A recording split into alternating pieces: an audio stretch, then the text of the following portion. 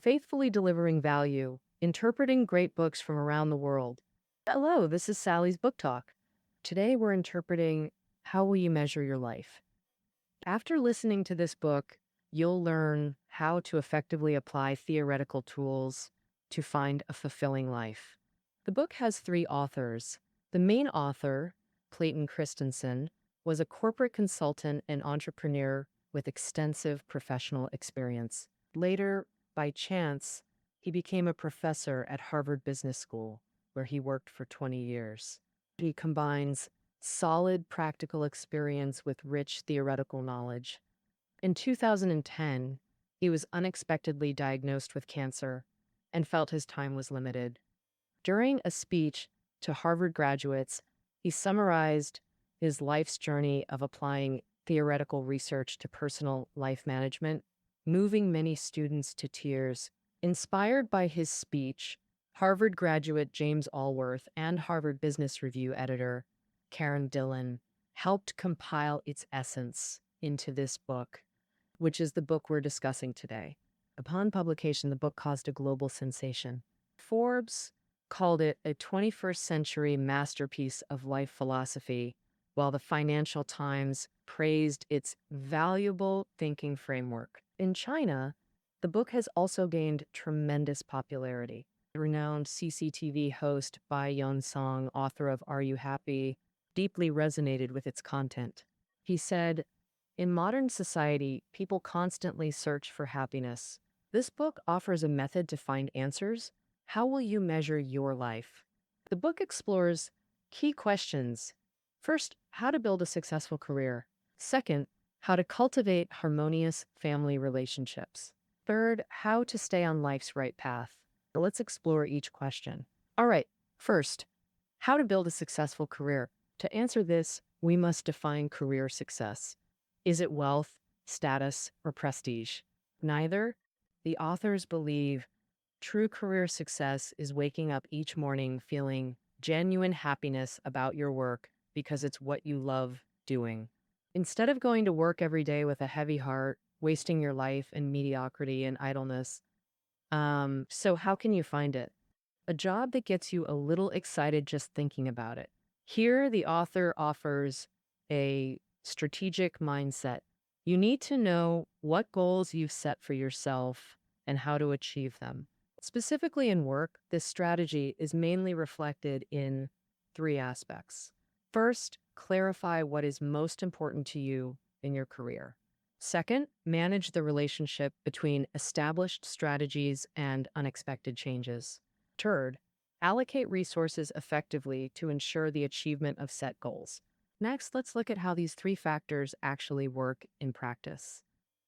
First, clarify what is most important to you in your work. Some say high pay, less work, close to home, high position, with low responsibility. Isn't that the perfect job? To some extent, that's true. And it's what traditional incentive theory advocates. To get employees to give their all, bosses need to pay sufficiently high salaries. But the problem is, if the income doesn't meet your expectations, wouldn't you feel disappointed and bored with your job? And according to this, those dedicated to charity and public service who seek no material return, why do they work so passionately? So the author believes that we decide to do anything because we genuinely want to do it from the heart, not driven by external factors. This way, no matter what difficulties you encounter in the process, your inner motivation will help you stay firm and overcome them. Many people regard money and status as the goals of work, which is not wrong. After all, we need to secure basic material life, but these foundational factors are not the whole meaning of work. The author believes that by engaging in work you truly love, you gain growth and understand responsibility. In the long run, this is far more important than material rewards. All right, having followed your heart and made a detailed plan for career development. So when unexpected opportunities or challenges arise, what should you do then? The author, Clayton, believes that this is when contingency strategies come into play. Clayton always wanted to land an editing job at the Wall Street Journal. To this end, he planned to apply for an internship at the Wall Street Journal during college and work there formally after graduation. This was his meticulous life plan. However, his internship application failed, and then he got an internship opportunity at a consulting firm. Clayton thought that developing management strategies at the consulting firm would let him learn practical business knowledge, greatly benefiting his entry into the Wall Street Journal. So he became their intern. Due to outstanding performance, the company promised to fully cover his remaining college tuition if he became a full-time employee after graduation. With his family in financial difficulty, Clayton decided to gain experience first before pursuing the Wall Street Journal through the consulting firm. Both the internship and job were contingency strategies for Clayton. After consulting, Clayton had two more careers: startup partner and Harvard Business School scholar. He chose these to gain diverse experience. For the Wall Street Journal, until becoming tenured professor, when he finally shifted his freshman goal to make academics his life plan. We see Clayton didn't abandon his original plan when facing choices, but focused on solving immediate priorities first.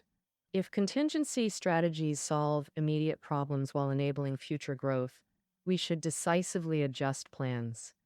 When contingency strategies become more desirable, they transform into meticulous plans for life's next stage. After learning strategy formulation, how do we ensure effectiveness? The author believes discovery-driven planning solves this well. Simply put, before acting, identify which assumptions must hold true for your strategy to work. For example, Xiaoming accepted a complex task believing he could complete it smoothly. He assumed pulling top performers from other departments would solve everything through teamwork. The problem? He never considered others might refuse to abandon their work to help. So, mentally rehearse processes and preconditions first. Think twice before acting, not midway. Facing an irreparable mess, complaining won't help. Having identified what matters most at work and set a strategy. Then comes the most crucial point: investing resources. Resources mean people, capital, and assets for businesses, time, energy, and talents for personal life. Don't underestimate this. Many craft perfect plans but fail due to inadequate or misdirected resources, turning life tragic. The author calls this misaligned incentives, like rushing projects for quick praise while forgetting career goals. Similarly, pursuing promotions while neglecting marriage leads to cold homes and declining happiness. Classic misaligned incentives. People often prioritize short-term gains over long-term investments, the very goals we ultimately need.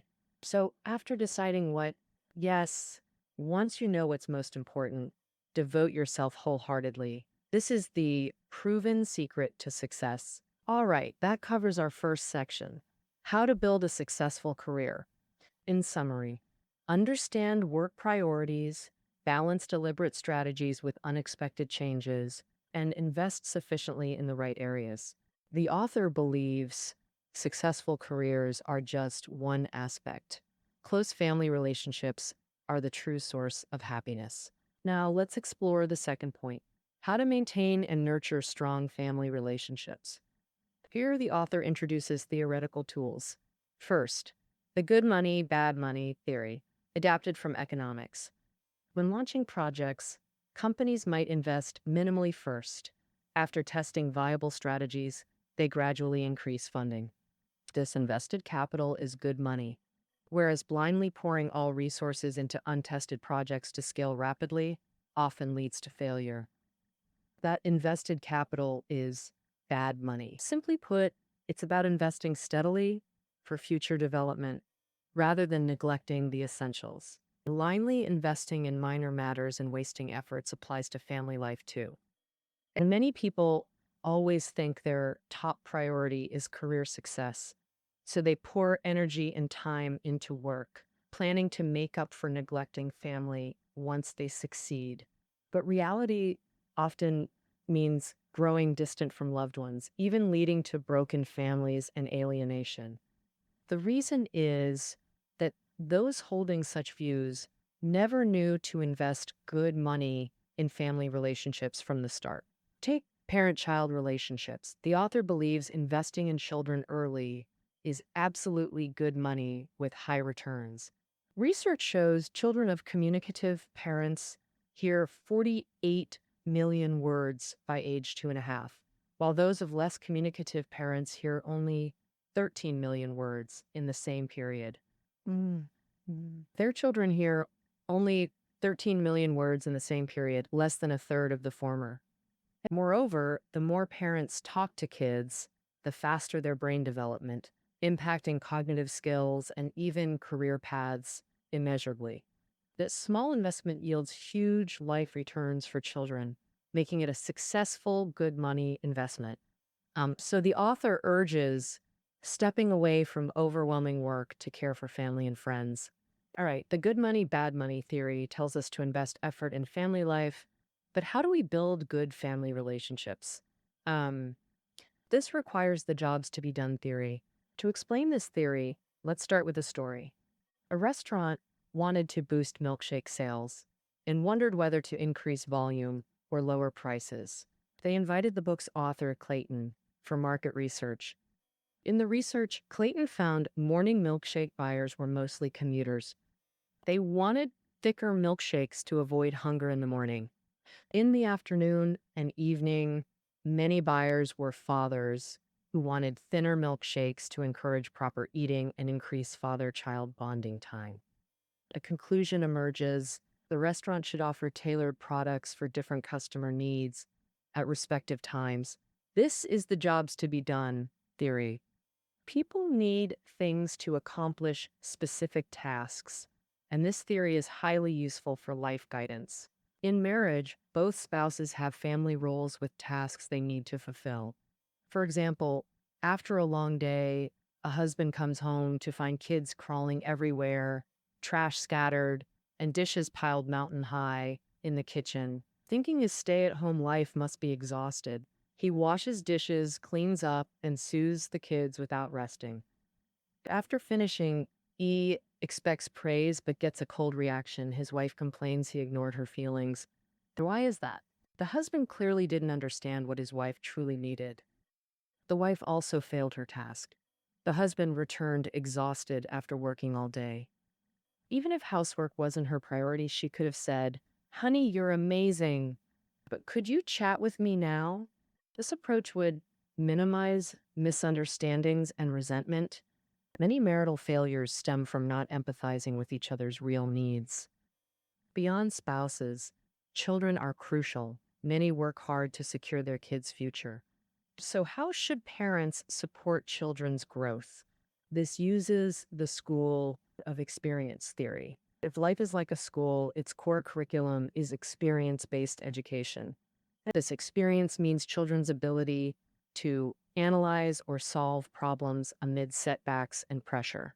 Society sees news of students running away, getting depressed, or even committing suicide over exam failures. These tragedies occur because they don't know how to overcome challenges or face sudden adversity. This relates to children's psychological resilience and parents' and schools' short-sighted focus on test scores. Understanding this, parents should teach children to face challenges head-on, even create them when none exist.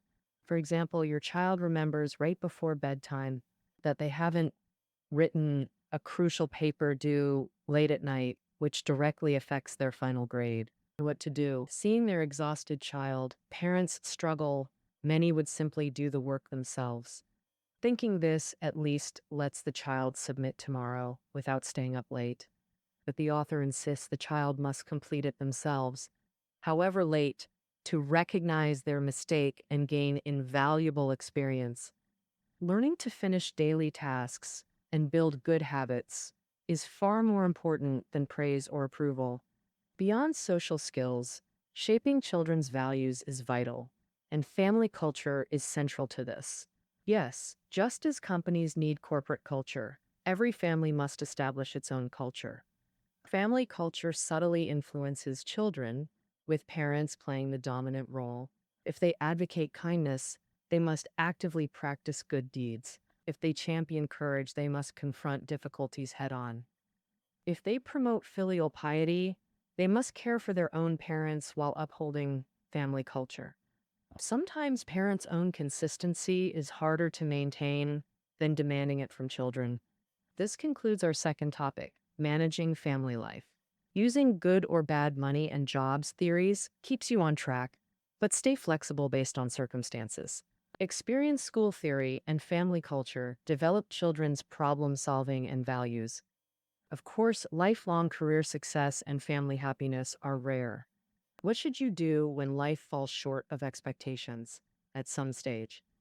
This is the third question the author explores: how not to deviate from life's path. The author's answer is: no matter what happens, people must have principles. Do not do even small evils. Why emphasize this? Because when making choices, people can fall into the trap of marginal thinking, taking a small wrong step that leads to a deep abyss of error. The term marginal originally comes from economics. Marginal thinking mainly means that when deciding whether to increase investment, companies don't consider total cost and revenue changes, but the additional marginal revenue from selling one more product. This is a thinking method that maximizes corporate investment efficiency. Under this method, companies pursue spending the least marginal cost to gain the highest marginal revenue. However, this thinking can sometimes make companies hesitant, afraid to invest more in innovation, and their market competitiveness gradually fades. Take the US video rental industry as an example. In the 90s, the main way people watched movies was by renting DVDs, and Blockbuster dominated the market. Blockbuster had a rule: if rented movies weren't returned on time, they charged late fees. But users rarely returned DVDs on time for various reasons, and eventually, 70% of Blockbuster's profits came from late fees. Innovative, contrasting. After after discovering this small company at the time, after discovering this, they launched a new service model where consumers could pay a monthly subscription. Every month, whether you watch 10 movies or none, you pay a fixed cost. Netflix handled shipping back and forth.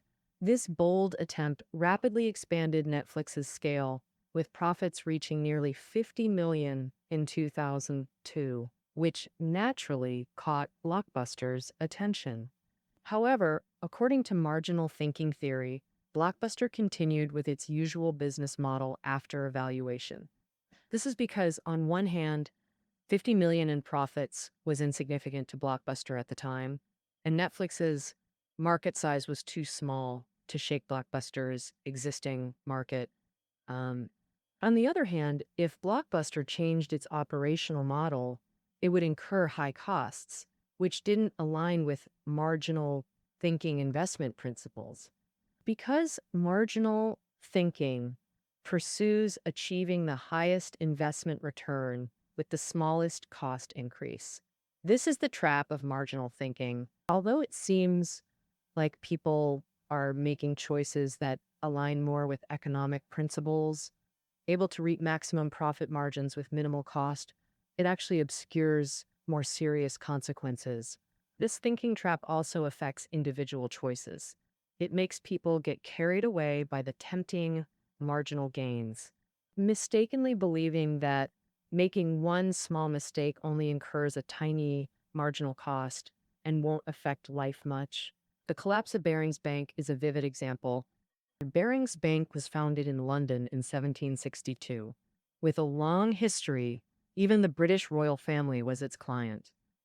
But who would have thought it was destroyed by a single trader? Barings Bank had an account for handling trading errors, but later it was shelved and unused. Once, a trader named Nix, subordinate, made a small trading error. Out of self-interest, Nick used this shelved account to cover up the mistake. After tasting the sweet success, he began constantly using this account to cover up various trading errors and asset losses, and got away with it by forging documents and reports. Later on, he even started making reckless bets in the financial markets.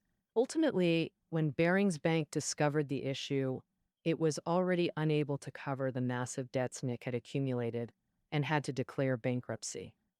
A 1,000-mile embankment can collapse due to an ant hole. Many people, like Trader Nick, often start by making small mistakes, but don't take them seriously enough until the errors snowball into huge, irreversible losses. Therefore, sticking to moral bottom lines and personal principles is crucial. Never lightly cross that line, no matter the circumstances. Rather than suffering and regretting after making mistakes, it's better to nip such thoughts in the bud from the start. Moreover, in the author's view, sticking to 100% principles is actually easier than sticking to 98% principles. Why is that? Because if you always operate within the boundaries allowed by your principles, then principles become your behavioral norms. It has long become your subconscious action, requiring no deliberate reminder. But if you give yourself even one exception, then whenever you encounter similar situations later, you'll always face the painful mental struggle of whether to make an exception or stick to your principles. So never forget your original aspiration to succeed. Before doing anything, ask yourself, does this align with my conscience? At the end of the book, the author returns to the title, How Will You Measure Your Life? The author believes that whether you measure it by career success or family happiness, the key is to understand what you truly desire and set a life goal. So when you look back on your life, you'll measure its success by whether that goal was fulfilled. All right, how will you measure your life? That wraps up our interpretation of this book for you. Keynotes are below the audio. We'll see you tomorrow.